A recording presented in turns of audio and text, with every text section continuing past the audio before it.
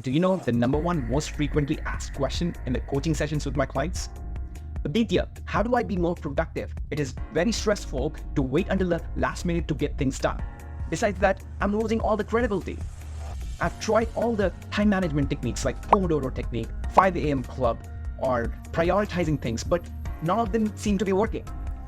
So in this video, my goal is to break down the process of productivity into 3 different steps.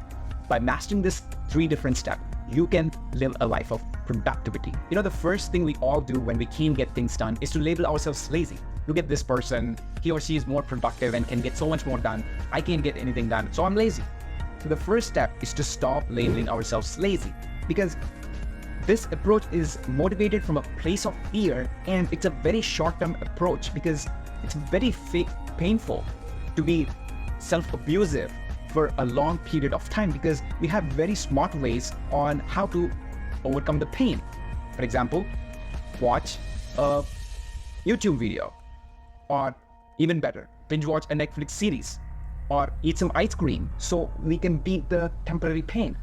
So when we have all these really powerful tools to overcome the pain, the self-abuse approach won't work for a long period of time. So the first step is to stop labeling ourselves lazy, knowing that this doesn't work for a long period of time.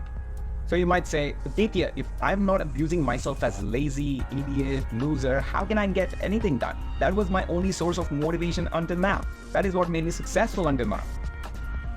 So let me first explain what step 3 is before explaining what step 2 is. Step 3 is finding things that you're naturally passionate about, that doesn't require motivation from a place of fear like self-abuse. For me, those things are playing sports, and it's tennis, volleyball, boxing. No one is pushing me to do those things, or speaking, coaching my clients. No one asked me to do this video, or no one is pushing me to coach my clients. So similarly, finding those things that you're passionate about. I will explain this in more detail, how you can find that passion in a few minutes. But that's step 3. But in order to even get to step 3, you need to be able to master step 2. So let me now share with you what step 2 is, and then I'll come back to how you can master step 3. One of the biggest challenges with procrastination is that it is motivated from a place of fear. We procrastinate because we don't want to do something.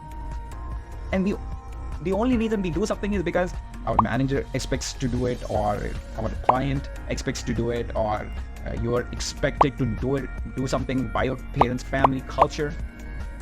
And when we are in that constant state of fear, it's impossible to have some headspace for ourselves to be more creative and do things that we love.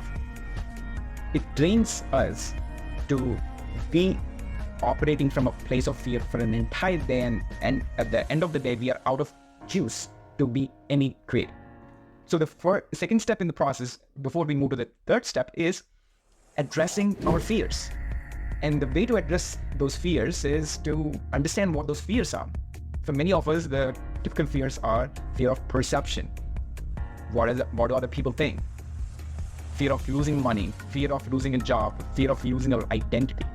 So these are some of the natural fears that we all have. So being able to identify what your own fear is. Typically, the work I do with my clients, some of the best work that I do with my clients is helping them understand those fears and overcome them. Because once we get through this really critical step, but also the difficult step, we can move to the step 3.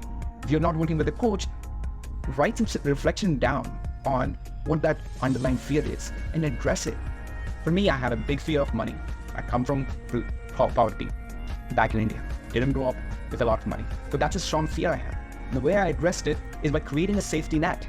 Safety net meaning I have a few months of income saved up, just in case I lose a steady source of income, I have something to fall back on. Although I would like to have 6 months of income. Right now I only have 2 months of income because of some of the expenses I had.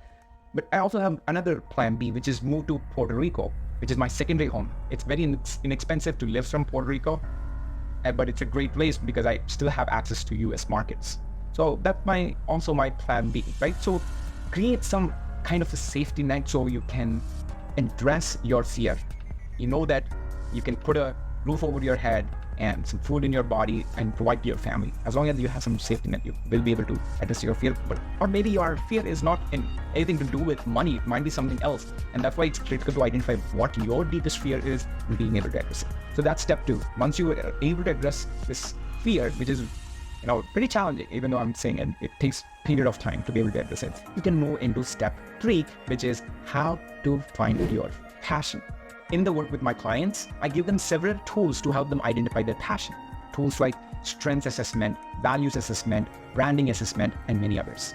For the sake of this video, I will give you some reflective questions for you to think about to help you understand what your passion is. One such reflective question that I already provided earlier is thinking about a time in your life when you're most productive, whether in your childhood, college years, or in your professional career. That can lead you to some interesting answers that can help you find your passion. The second question is a miracle question that I like to ask. Hypothetically, if someone waves a magic wand and tells you that you don't have to do anything, but you will get paid double your salary for the next 20 years with a 10% increment every year. If that were to happen, and there are no expectations that you have to do anything, what would your day look like? It is such a fun question to answer. And many times when I ask this question, my clients tell me it's initially that it's, I will sleep all day, I will binge watch Netflix. But if you go deeper into that question, if you do that for a period of time, what else will you be doing? Then the real answers come to life. Real answers like, I will execute on an idea that I've been thinking about for the past many years. Or it could be just doing a certain aspect of my job a lot more often and doing less of a certain aspect of my job. That could be your answer. So whatever that is, the answer to this question will point you towards a direction that helps you find your passion. If you like this video, please comment what value you got from this video so more people can learn about it. Thank you for watching.